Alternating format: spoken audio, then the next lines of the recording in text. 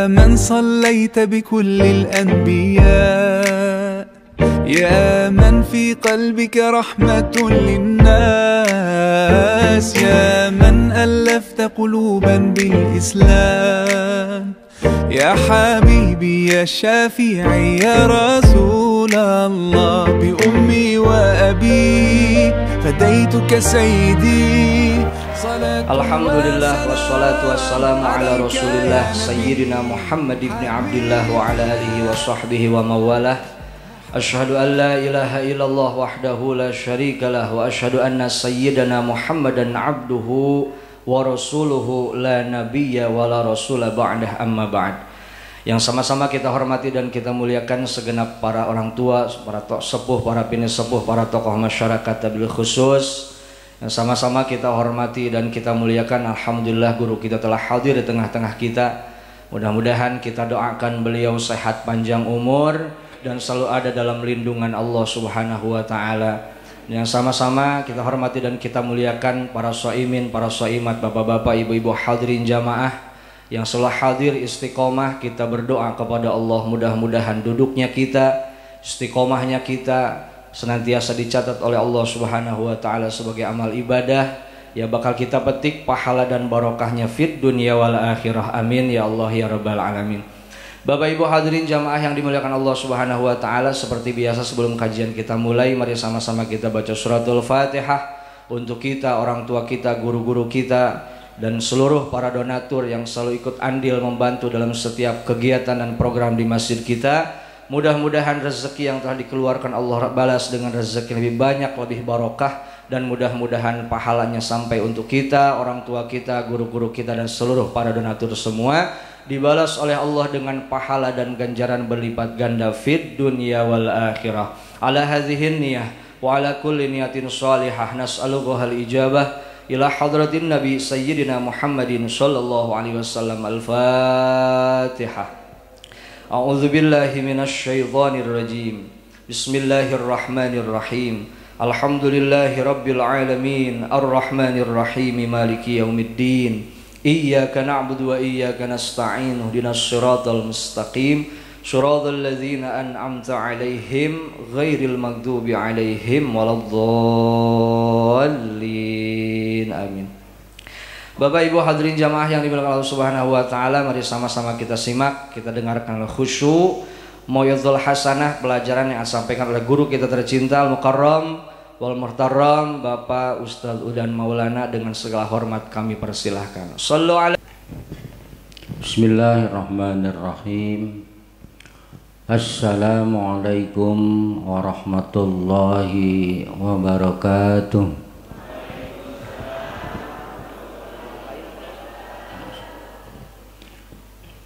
Innal hamdalillah sholatan wa salaman daimaini mutalazimaini ala rasulillah wa ala alihi wa ashabihi wa man tabi'a hudahu wa wala hawla wa la quwwata illa billah, amma ba'du. Al-Mukarramun, para alimil ulama, para asatid yang saya hormati, para pengurus masjid atau DKM Masjid Nurul Iman, baik ketua maupun seluruh jajarannya, para hujjaj, para pini sepuh, Bapak RW, Bapak RT, bapak-bapak dan ibu-ibu jamaah yang insyaallah sama-sama dirahmati Allah Subhanahu wa ta'ala. Puji syukur sama-sama kita panjatkan kehadirat Allah Subhanahu wa ta'ala. Pagi hari ini kita sama-sama dapat beriktikaf di masjid yang mulia ini untuk sama-sama melaksanakan sholat subuh dan dilanjutkan dengan kuliah subuh yang akan kita laksanakan. Mudah-mudahan semua ini akan mendatangkan rahmah, taufik dan hidayah Allah Subhanahu wa ta'ala. Sholawah siring salam semoga senantiasa Allah limpahkan pada baginda Rasulullah SAW beserta seluruh keluarga, para sahabat dan para pengikutnya sekalian. Mudah-mudahan termasuk kita yang selalu berusaha untuk istiqomah di dalam menjalankan syariah yang dibawanya. Mudah-mudahan kelak di hari akhir kita akan mendapatkan syafaatnya. Amin ya rabbal alamin. Bapak Ibu jamaah rahimakumullah, pagi hari ini saya diminta untuk menyampaikan kuliah subuh, dan berbetulan pada hari ini masuk tanggal 11 Ramadan, berarti semalam kita sudah memulai masuk ke tingkatan atau yang kedua dalam bulan Ramadan. Karena Ramadan itu sebagaimana kita ketahui berdasarkan sabda Rasulullah, ada 3 tahapan Ramadan, malam-malam Ramadan. Tahapan yang pertama dari malam pertama sampai malam ke-10 disebut dengan Layalir Rahmah, malam-malam yang penuh rahmat dan kasih sayangnya Allah. Mudah-mudahan kita semua mendapatkan rahmatnya, amin. Dan mulai tanggal 11 dari tadi malam insya Allah sampai tanggal 20 masuk ke tahapan yang kedua yang disebut dengan Layalil Maghfirah, malam-malam yang penuh ampunan Allah Subhanahu wa Ta'ala. Ya, mudah-mudahan kita diberikan kesempatan oleh Allah untuk bisa mengikuti seluruh rangkaian Ramadan, baik tahapan kedua Layalil Maghfirah maupun tahapan yang ketiga dari tanggal 21 sampai malam terakhir Ramadan, itu yang disebut Layalil Itqi minan nar, jadi malam-malam pembebasan dari api neraka. Mudah-mudahan semua kita mendapatkan ampunan, mendapatkan kebebasan kita dari api neraka. Mudah-mudahan kelak di hari akhir kita dipanggil oleh Allah dari Babur Rayyan.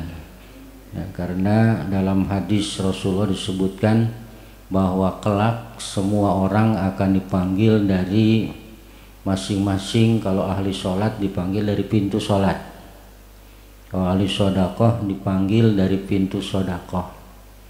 Kalau orang yang di dunia berpuasa maka nanti akan dipanggil dari Babur Rayyan. Memang namanya agak beda ya, bukan Babul Ramadan, bukan, atau Babul Saum, tapi Babur Rayyan. Mudah-mudahan kita dipanggil dari semua pintu, amin ya rabbal alamin. Karena Sayyidina Abu Bakar pernah bertanya kepada Rasulullah, ya Rasul, apakah ada orang yang dipanggil dari semua pintu? Rasulullah hanya menjawab, mudah-mudahan termasuk engkau di dalamnya. Jadi mudah-mudahan juga termasuk kita semua, amin. Pada malam hari ini atau pada pagi hari ini saya akan coba menyampaikan tentang bulan suci Ramadan, bulan diturunkannya Al-Quran.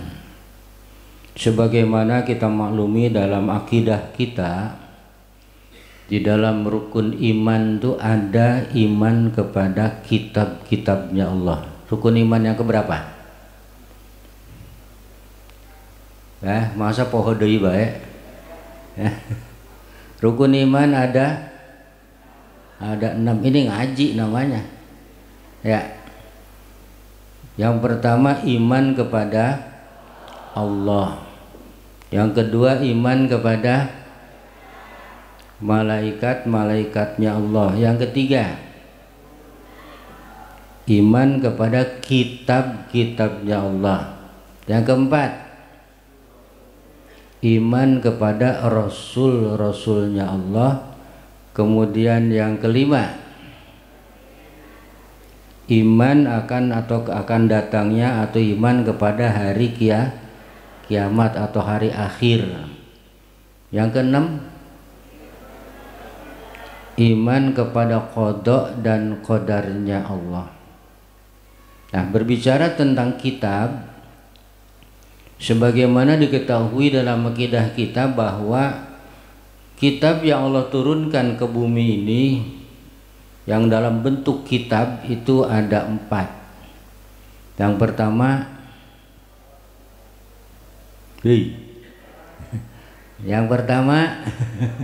kitab Taurat diturunkan kepada Nabi Musa alaihissalam.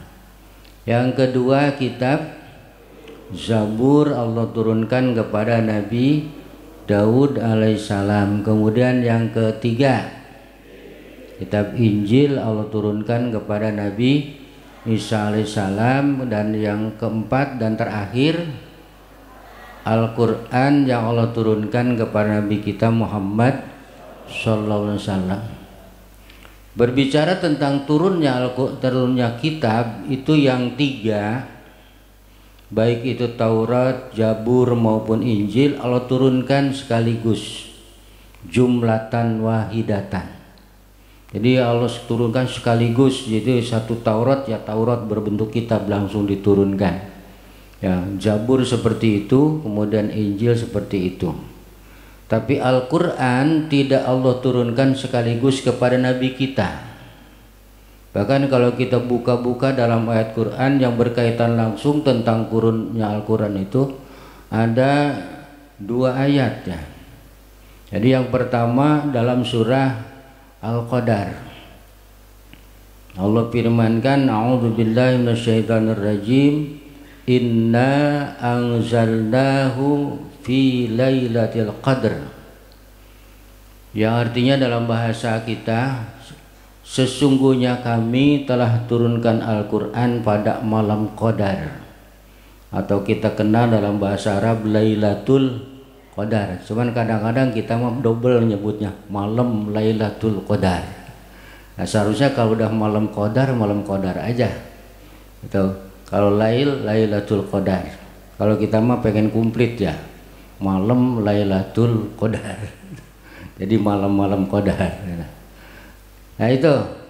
Dan menurut para ulama diantaranya Syekh Jalaluddin As-Suyuti di dalam kitab Tafsir Jalalain menyebutkan yang dimaksud dengan kami turunkan Al-Quran pada malam Qadar jumlatan wahidatan, sekaligus, min lauhil mahfud ila sama'id dunya, dari tempat asalnya Al-Quran di lauhil mahfud diturunkan ke langit yang pertama di satu tempat yang bernama Baitul Izzah.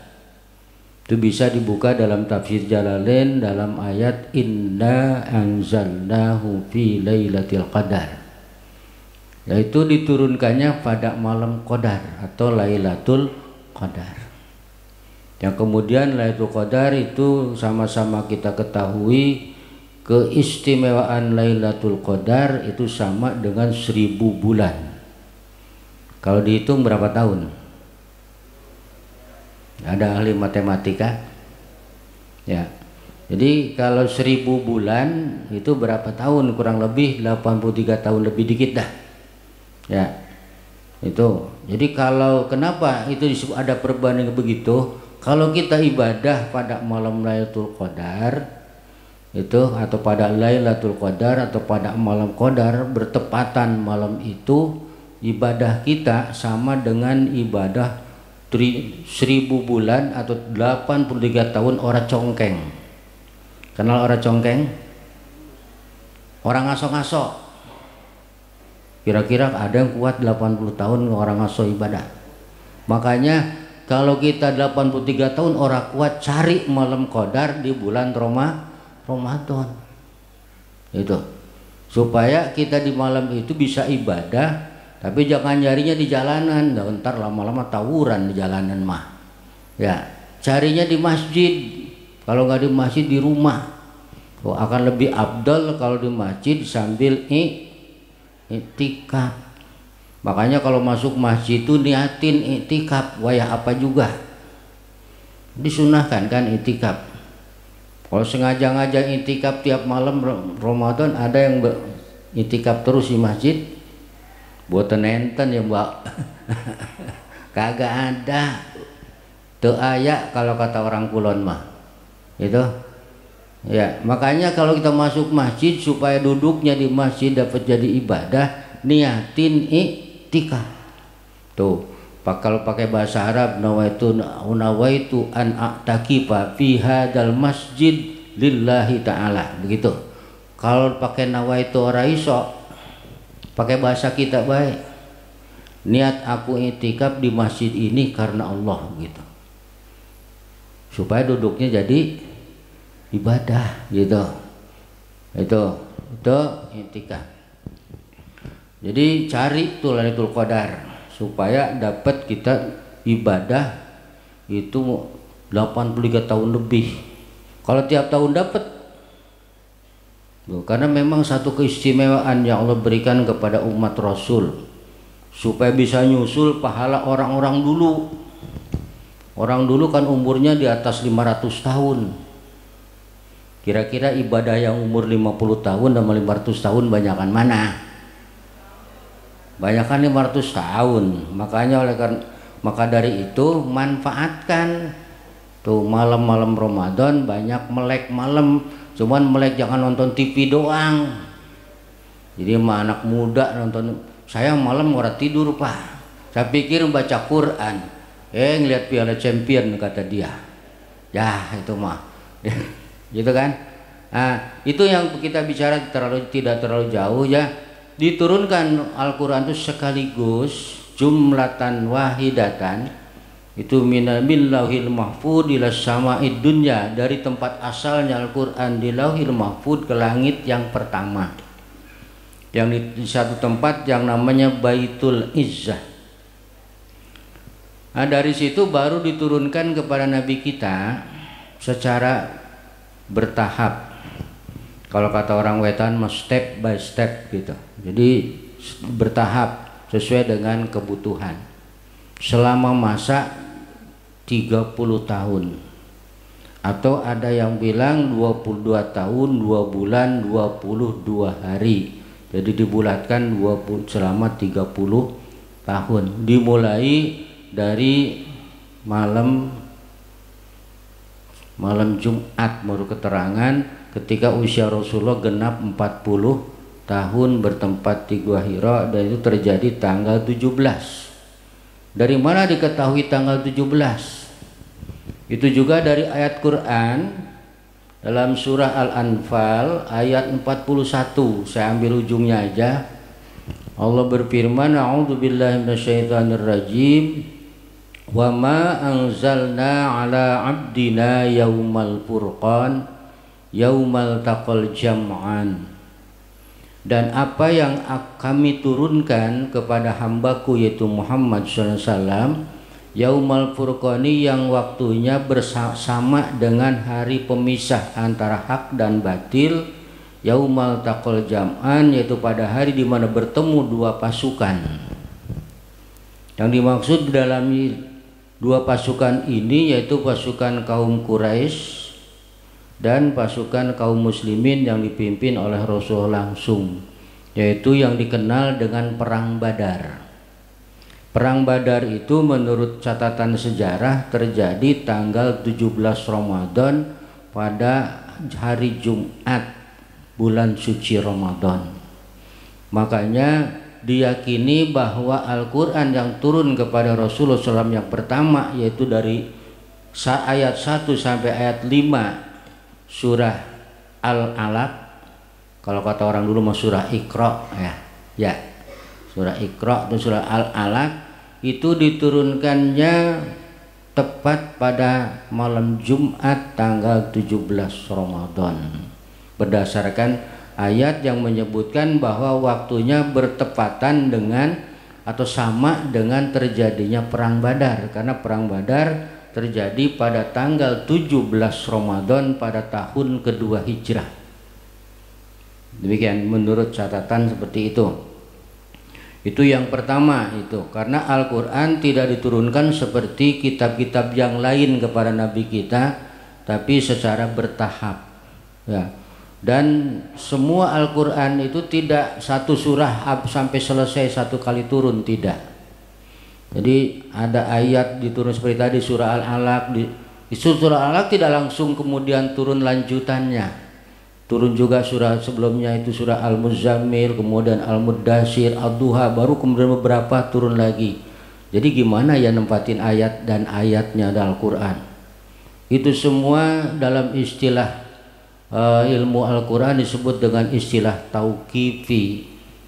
Dari penempatan Al-Quran itu berdasarkan petunjuk Rasulullah. Misalnya turun ayat ini, beliau tugaskan kan sebagai sekretaris beliau yang nama Zaid bin Sabit. Beliau selalu berpesan, ini taruh di sini, ini taruh di sini. Itu istilah tauqifi. Ya, karena berdasarkan turunnya itu tidak satu surah turun semua bareng, kecuali beberapa surah-surah yang pendek. Tetapi semua secara bertahap. Itu turunnya Al-Quran. Kemudian yang saya maksud dari sini, sebagaimana firman Allah dalam surah Al-Baqarah ayat 185, Allah berfirman, A'udzubillahi minasyaitonirrajim, Bismillahirrahmanirrahim, Syahrul Ramadan alladzi unzila fihil Qur'anu hudal linnas wa bayyinatin minal huda wal furqan al-ayah. Shadaqallahul azim, yang artinya bulan suci Ramadan itu bulan di mana diturunkannya Al-Qur'an. Yang Al-Qur'an itu adalah hudal linnas, sebagai petunjuk buat umat manusia. Wa bayyinatin minal huda wal furqan, dan juga sekaligus di dalamnya mengandung penjelasan tentang petunjuk itu sendiri dan Al-Quran sebagai pemisah antara hak dan batil. Jadi dari dua yang saya sampaikan di awal, bahwa Al-Quran memang diturunkannya di bulan suci Ramadan, baik dalam jumlatan wahidatan maupun pada ayat dan surat yang pertama yang Allah turunkan kepada Nabi kita, itu dua-duanya di bulan suci Ramadan. Sementara ayat-ayat yang lainnya bisa terjadi di luar Ramadan maupun di bulan Ramadan, karena Al-Quran diturunkan selama masa 22 tahun 2 bulan 22 hari.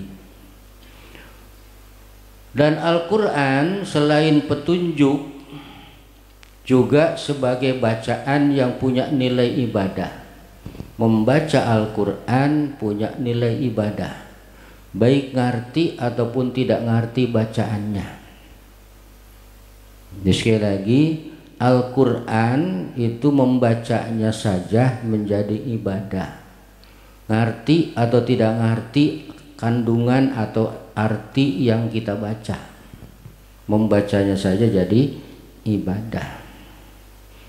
Oleh karena itu pada pagi hari ini supaya tidak ngawur, kita akan berbicara tentang membaca Al-Quran. Membaca Al-Quran itu berbeda dengan baca koran. Betul apa betul? Baca koran mah bisa duaya apa saja, bisa punya wudhu enggak punya wudhu, bisa tutup aurat tidak tutup aurat. Tapi baca Quran tidak demikian. Baca Al-Quran boleh kapan saja, di mana saja, asal di tempat yang suci, tapi ada aturan-aturan tertentu. Kalau kita megang Quran kudu punya wudu, karena Allah berfirman la yamassuhu illal mutahharun, tidak boleh menyentuh Al-Quran kecuali orang-orang yang sudah suci. Para ulama menyebutkan maksud mutahharun di sini ay minal hadas, suci daripada hadas. Walaupun ada sebagian pendapat yang mengatakan mutahharun di sini ay minal musyrik atau minasyirki, orang yang sudah suci artinya yang tidak musyrik. Maka ada di antara saudara-saudara kita yang membolehkan megang Al-Quran tanpa wudu. Jadi jangan salah ya, jangan heran kalau ada misalnya di antara saudara-saudara kita yang berpendapat megang Quran mah orang apa-apa, katanya orang punya wudu. Tapi kita para ulama kita mengatakan Quran itu adalah kitab yang mulia, maka tentu memegangnya juga harus punya wudu. Itu. Itu Al-Quran. Kemudian membaca Al-Quran selain punya nilai ibadah, perlu kita ketahui bahwa Al-Quran itu diturunkan dalam bahasa Arab. Betul. Bukan dalam bahasa Betawi, bukan. Dalam bahasa Arab. Nah, dan di Arab itu banyak lugawinya, banyak kalau lugat-lugat asal daerah dengan daerah lain berbeda. Sama seperti bahasa Betawi. Bahasa Betawi orang Condet dengan orang Pondok Jaya beda. Artinya ada perbedaan dalam beberapa kata. Betul apa betul? Sama dengan orang Jawa. Bahasa Jawa Jogja beda dengan bahasa Kebumen. Betul apa betul? Iya, tapi tidak seluruhnya, ada beberapa yang beda. Nah, begitu juga Al-Quran. Ternyata Al-Quran itu ya, itu bisa dibaca dengan ada 7 cara baca atau disebut qiraah sab'ah. Yang kita kenal selama ini adalah dari Imam Asim, riwayatnya riwayat Hafaz. Jadi ada 7 yang masyhur dari para ulama, bahkan bisa sampai 10 Pak, yang diakui oleh para ulama yang boleh dipakai dan boleh dibaca. Saya sebutkan satu-satu dah. Yang pertama Imam Nafi.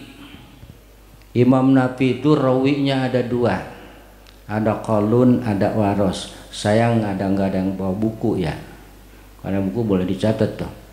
Jadi ada pertama Imam Nafi. Beliau punya murid 2, cuma disebutnya dalam bahasa qiraah itu rawi. Rawinya ada 2, ada Qalun, ada Waros. Kemudian imam yang kedua adalah Imam Ibnu Katsir. Rawinya juga ada Al-Bazzi dan Qunbul. Itu. Kemudian ada Abu Amr. Ketiganya Imam Abu Amr, ada rawinya 2, ada Ad-Duri dan As-Susi. Bukan Susi orang Pondok Jaya, bukan. Jadi Ad-Duri dan As-Susi. Kemudian ada Ibnu Amir. Yang keempat Ibnu Amir. Kemudian yang kelima itu yang kita selama ini baca, Imam Asim, ada 2 rawinya, yaitu imam yang pertama adalah Hafaz ya.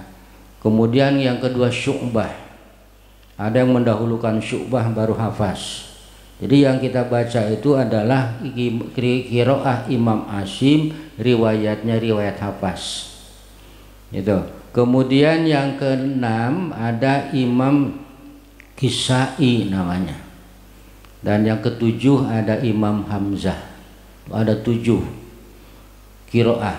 Nah, saya tidak banyak membaca yang lain. Kita akan bahas tentang Imam Asim, qiraah Imam Asim, riwayatnya riwayat Hafaz yang kita baca.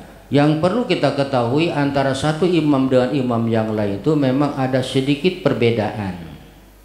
Pertama dalam kaidah usuliyah. Kaidah usuliyah itu kalau bahasa kitanya tajwid, kira-kira begitu. Kaidah usuliyah, misalnya kita Imam Asim riwayat Hafaz itu membaca mad jaiz maupun mad wajib itu menurut Asy-Syatibiyah, Thoriq Asy-Syatibiyah itu hanya satu, yaitu 4 harokat. Kalaupun ada yang mengatakan bahwa Imam Hafaz bisa membaca 2 harokat, itu beda thoriqnya, bukan Thoriq Asy-Syatibiyah tapi Thoriq Al-Fil. Makanya saya menyarankan kepada saudara-saudara semuanya, ketika kita baca Al-Quran sebaiknya mad jaiz maupun mad wajib dibaca 4 harokat. Ya, karena kita pada umumnya di Indonesia dan Asia Tenggara, bahkan Asia, sebagian besar Asia itu umumnya menggunakan Imam Asim riwayat Hafaz. Itu. Dan mad jaiz maupun mad wajib 4 harokat. Sementara imam yang lain ada yang membaca mad jaiz itu cuma 2 harokat, ada yang boleh 2, ada yang boleh 4, bahkan ada yang bacanya 6 harokat. 6 harokat seperti misalnya Imam Nafi riwayat Waros dia membacanya 6 harokat, baik jaiz maupun wajib. Imam Hamzah misalnya semuanya dibaca 6. Itu. Nah, itu yang perlu kita ketahui. Jadi itu disebut kaidah usuliyah. Tapi yang lainnya sama, mad tabi'i sama, mereka itu 2 harokat. Mad musaqqal atau mad baca, mad lazim itu semua sama, baik lazim musaqqal maupun mukhaffaf bacanya 6 harokat. Kemudian mad badal semua sama membaca 2 harokat kecuali satu, yaitu Imam Nafi riwayat Waros dia membacanya 6, bisa 2, 4, 6. Nah, itu tapi buat kita itu semua 1, 2 harokat. Jadi mad tabi'i, mad badal, mad iwad, ya. Kemudian mad apa lagi? Itu mad silah, itu silah ada 2, silah tawilah, silah qasirah. Qasirah 2 harokat, tawilah 4 harokat. Jadi hal-hal seperti ini harus kita pahami. Ya. Kemudian yang lainnya itu ada yang kedua yang disebut dengan farsul huruf. Farsul huruf itu beda dalam beberapa kalimat yang sedikit berbeda tapi maknanya tidak berbeda. Misalnya dalam surah Al-Fatihah kita membaca maliki itu panjang, betul enggak? Maliki yaumiddin, dibaca 2 harokat. Yang membaca 2 harokat cuma 2 imam. Pertama Imam Asim, kedua Imam Kisai. Yang lainnya yang 5 itu membaca 1 harokat. Jadi mereka membacanya Maliki yaumiddin, Ar-Rahmanir Rahim, Maliki yaumiddin. Kalau kita Maliki yaumiddin. Nah, kemudian bahkan ada yang wajib idgham seperti misalnya riwayat As-Susi dari Imam Abu Amr. Kita membaca Ar-Rahmanir Rahim Maliki. Kalau kita nyambungnya, kalau tarawih misalnya Bismillahirrahmanirrahim, Alhamdulillahirabbil alamin, Ar-Rahmanirrahim, Maliki yaumiddin. Begitu kan? Tapi kalau As-Susi membacanya lain. Alhamdulillahirabbil alamin, Ar-Rahmanirrahim, Maliki yaumiddin. Itu bedanya seperti itu. Tapi makna tidak berubah. Itu disebutnya farsul huruf. Nah, saya ingin menyampaikan ada beberapa dalam bacaan Imam Asim ini yang sebut muskilatnya Imam Hafaz. Jadi yang kadang-kadang kurang diketahui oleh umum. Ya. Ada yang tidak tahu, misalnya pertama tentang imalah. Imalah ini membaca huruf Quran dibaca Dalam bahasa Arab itu memang jarang ada tulis ya. Adanya A, I, U kan gitu. Tapi ada yang disebut imalah. Imalah itu miring dari harakat patah miring ke kasrah. Nah, dalam yang bacaan kita hari-hari ini harus kita pahami.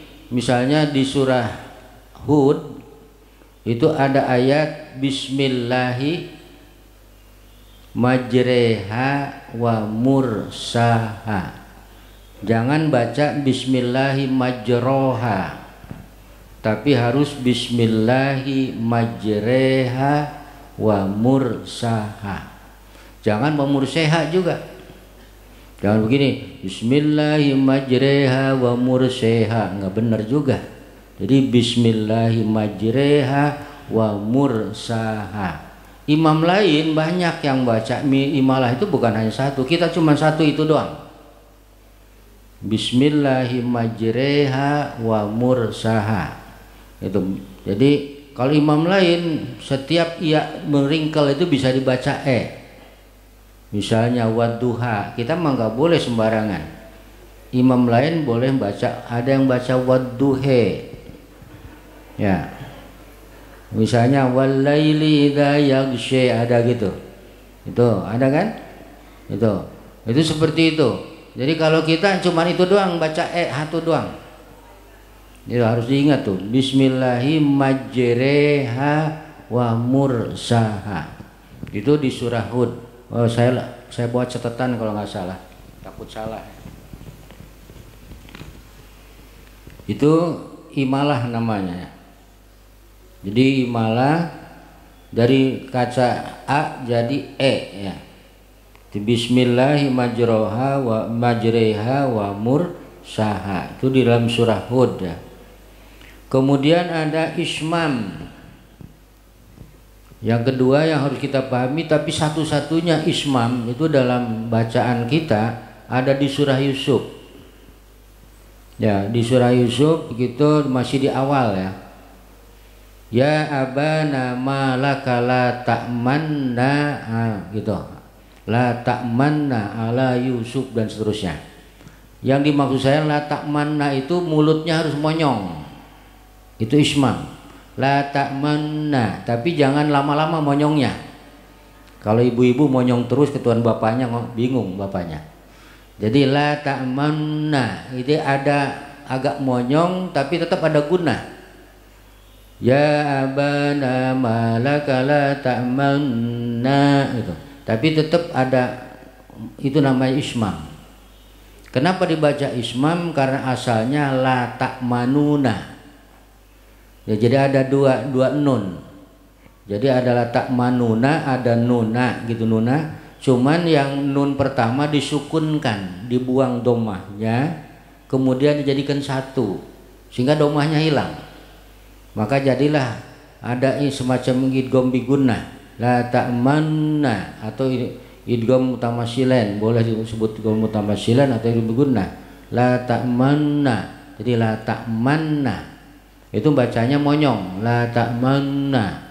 Imam lain banyak menggunakan ismam itu, misalnya ada kata Abu Amr mengatakan kila wa idza qila lahum, belum bacanya ismam, tapi ismamnya bacanya wa idza qila lahum. Qila. Gidho misalnya baca guidho. Malah yang lebih hebat lagi, lebih sulit lagi adalah dari Imam Hamzah misalnya, dari riwayat Khalaf dan Khalaf, beliau membaca syiroto, khusus lafaz syirot itu dibaca antara zai dan mauzo. Misalnya ihdina ziratal mustaqim, kalau kita pasti salah. Kalau kita nggak boleh sembarangan, itu untuk beliau saja. Jadi kita ismam cuma ada satu, yaitu di dalam surah Yusuf, malaka la ta'manna, itu ayat 11 ya kalau nggak salah. Ayat 11 itu di surah Yusuf. Kemudian ada tashil. Tashil itu ringan membaca ketika kumpul dua hamzah. Ini perlu diketahui dan ini wajib dilaksanakan dalam bacaan kita.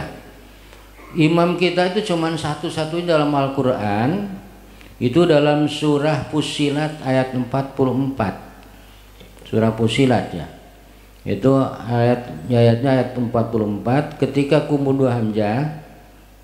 Itu dalam ayat a'udzubillahi minasyaitonirrajim, walau ja'alnahu qur'anan a'jamiyyan laqalu laula fussilat ayatuhu a'jamiyun. Nah baca a'a, kalau kita kan a'a jamiyu ya gitu bacaan biasa, tapi kita nggak boleh a'a, tapi harus yang hamzah kedua itu antara bunyi hamzah dengan ha. Jadi bunyinya jamiyun, jamiyu wa arabi. Jadi jangan aa. Nah, kan itu hukumnya wajib. Jadi yang perlu dipelajari, yang perlu diketahui ya, itu surah Fussilat ayat 44. Kemudian singkat aja ada nakol. Nakol di situ memindahkan baris. Memindahkan baris. Jadi kalau masalah tahsil, kalau imam lain banyak menggunakan tahsil, misalnya Imam Nafi riwayat Qalun misalnya membaca a'anzartahum saja sudah harus pakai tahsil. Beliau membacanya a-nya pakai tambahan harokat, 2 harokat, jadi a'anzartahum. Tapi Waros tidak, a'anzartahum. Jadi jangan a'ang tapi a'anzartahum. A'anzar tetap gunanya ada, ikhfanya tetap tidak hilang, cuman ada tahsil. Buat kita tidak perlu, biasa aja a'anzartahum. Hanya satu tadi, a'jamiyyu wa arabi. Kemudian yang berikutnya adalah yang perlu diketahui mengenai nakal atau pemindahan harokat, naklul harokah. Kita cuma satu, yaitu dalam surah Al-Hujurat ya, ayat 11 juga. Surah Al-Hujurat yaitu di mana ada ayat bi'sal ismul fusuku ba'dal iman. Membacanya harus dibaca bi'salismu, jangan bi'sal ismu, tapi bi'salismul fusuku ba'dal iman. Kalau imam lain seperti Waros misalnya dari Imam Nafi, itu namanya naklul harokat banyak digunakan. Seperti misalnya wabil akhirati, mereka membacanya wabil akhirati. Misalnya kalau baca waduha kan, waduha pakai imalah lagi. Wadduhi wal laili idza saji ma wadda'aka rabbuka wa ma qali. Nah nanti walal akhiratu dipindahin harokatnya, jadi walal akhiratu. Roknya dibaca ringan, dibaca tarkik jadi ra. Walal akhiratu khairul laka minalule. Itu namanya naklul harokat, memindahkan harkat. Kita cuma satu doang. Bi'sal ismu harus dibaca bi'salismul fusuku ba'dal iman. Itu surah Al-Hujurat ayat yang ke-11. Itu diantara beberapa muskilat yang harus diketahui dalam bacaan kita. Kemudian ada saktah atau sakat. Saktah itu beda dengan wakop ya. Kalau wakop berhenti dengan narik napas, berganti napas. Kalau saktah berhenti tapi tanpa ngambil napas. Imam kita hafaz ada beberapa tempat yang kita baca saktah. Ya, pertama misalnya yang kita umumnya baca di surah Yasin ya. Di surah Yasin itu biasanya kita membaca qalu man ba'asana mim marqadina. Man ba'asana mim marqadina. Ada ma wa'adar rahman wa sadaqal mursalun. Jadi berhentinya tolong ibu-ibu jangan narik nafas. Jadi ketika membaca qalu man ba'athana mim marqadina hadza ma wa'adar rahman wa sadaqal mursalun. Jadi kalau sakat itu atau saktah berhenti tapi tidak narik, tidak ganti napasnya, tidak narik napas. Itu yang kedua. Juga ada di surah Al-Kahfi. Ini perlu diketahui ini karena kita bacanya hafaz. Di situ ada ayat yang satu kedua, alhamdulillahilladzi anzala ala abdil kitaba ala abdihil kitaba. Apa terusnya? Ya, iwajan qayyima. Iwajan itu harus ada saktah. Jadi iwaja, karena saktah itu sama dengan wakop, berarti dia bacanya iwaja. Kalau wakop mad apa namanya? Wakop apa? Madnya. Kalau tanwin berarti bad iwad. Iwaja. Tapi jangan narik nafas. Alhamdulillahilladzi anzala ala abdil kitaba wa lam yaj'al lahu iwaja qayyiman liyundhira. Jadi harus berhenti tapi nafasnya tidak boleh berhenti. Ini yang perlu diketahui juga di surah Al-Kahfi masih di awal. Kemudian dalam surah Al-Mutaffifin ayat ke-14 ya, ada saktah ketika mengucapkan bal rona, kalla bal rona. Jadi bacanya kalla bal, berhenti tapi jangan narik nafas. Bal rona. Ya, sama dua harokat berhentinya. Ya, singkat aja. Kemudian surah Al-Qiyamah ayat ke-27. Waqila man raq. Jadi waqila manrokin. Jadi kalau baca jangan waqila marrok, jangan. Enggak ada idgham di situ. Tapi ada sakta. Waqila man raq. Kalau roknya waqaf di situ. Kemudian dari akhir Al-Anfal ke surah At-Taubah. Akhir Al-Anfal ke surah At-Taubah. Akhir Al-Anfal itu ayatnya innallaha bikulli syai'in alim. Awal At-Taubah bara'atun. Karena dalam membaca dari akhir Al-Anfal ke At-Taubah tidak boleh diawali dengan bismillah. Jadi jangan diawali dengan bismillahirrahmanirrahim bara'atun, karena surah At-Taubah itu surah perang, ayatul qital.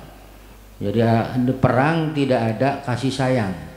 Kalau perang punya kasih sayang, mau nembak orang udah jadi, dan di ujungnya ditembak duluan. Ya. Jadi makanya tidak pakai bismillah, sementara bismillah adalah kasih sayang. Gitu. Di situ kalau kita membaca misalnya muwasol, kita harus pakai sakat. Boleh sakat, boleh wakaf. Kalau pakai sakat, innallaha bikulli syai'in alim. Bara'atum minallah, cuma jangan narik nafas. Kemudian dalam surah Al-Haqqah juga ada ayat 29, 28, 29. Ma'aghna'an ni maliyah halaka'an ni sultaniyah. Dari maliyah halaka itu jangan diidgham, jangan ma'aghna'an ni maliyah halaka, jangan. Jadi harus ada sakat. Ma'aghna'an ni maliyah halaka'an ni sultaniyah. Itu beberapa hal tentang sakat. Ini bacaan hari-hari kita. Jadi perlu kita ketahui bahwa ada beberapa aturan dalam bacaan yang kita baca yang mungkin selama ini jarang disampaikan, tapi hukumnya harus digunakan, harus wajib dilakukan. Nah, itu mungkin walaupun hanya sekilas, mudah-mudahan menjadi tambahan ilmu buat saya dan buat bapak-bapak sekalian. Amin ya robbal alamin. Saya kira untuk pagi hari ini walaupun singkat atau sekilas, kalau pengen jelas semuanya, mohon maaf gitu, bisa datang ke rumah saya aja. Karena kalau saya datang ke rumah bapak-bapak, kalau kebanyakan, ya, kalau ada yang mau pak, saya kurang paham bisa tentang saktah atau tentang nakal, tentang imalah, itu silahkan nanti. Tapi yang jelas untuk imam kita, Imam Hasyim riwayat hafaz, tidak terlalu banyak seperti kiroah yang lain. Ya. Demikian mungkin kurang lebihnya mohon maaf, semoga bermanfaat dan semoga Allah selalu memberikan petunjuk kepada kita sehingga kita bisa memperbaiki dan meningkatkan kualitas dan kuantitas baca Al-Quran kita khususnya dan ibadah-ibadah kita yang lainnya. Wallahu muwaffiq ila aqwamit thoriq. Wassalamualaikum warahmatullahi wabarakatuh.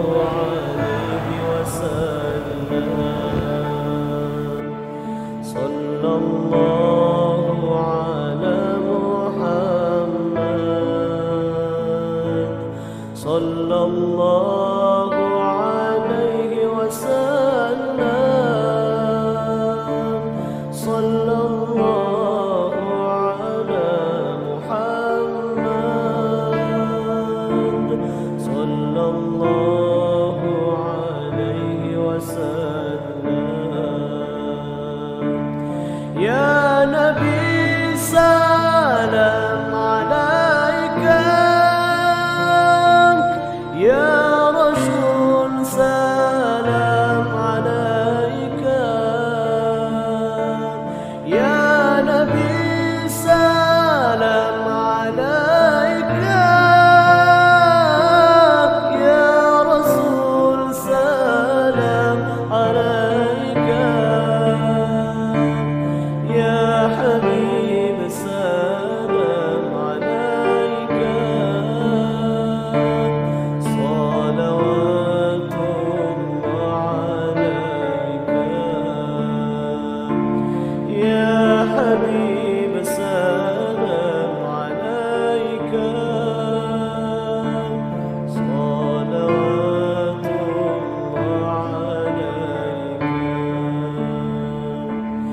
صلى الله على محمد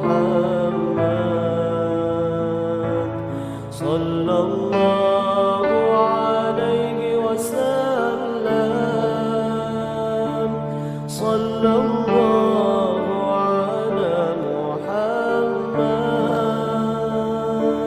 صلى الله عليه وسلم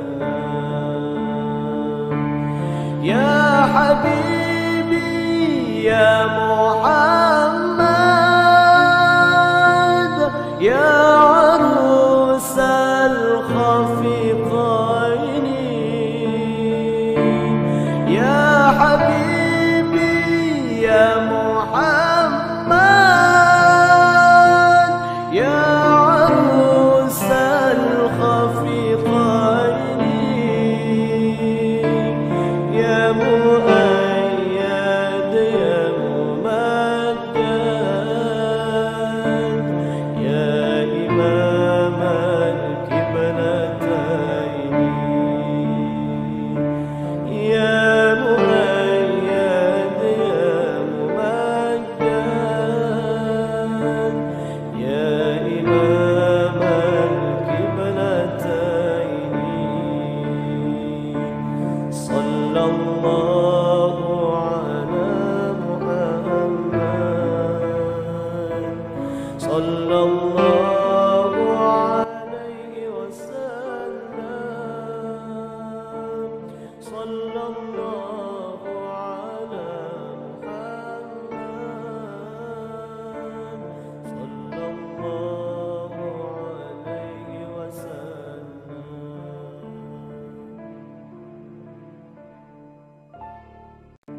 صلى الله على محمد صلى الله عليه وسلم صلى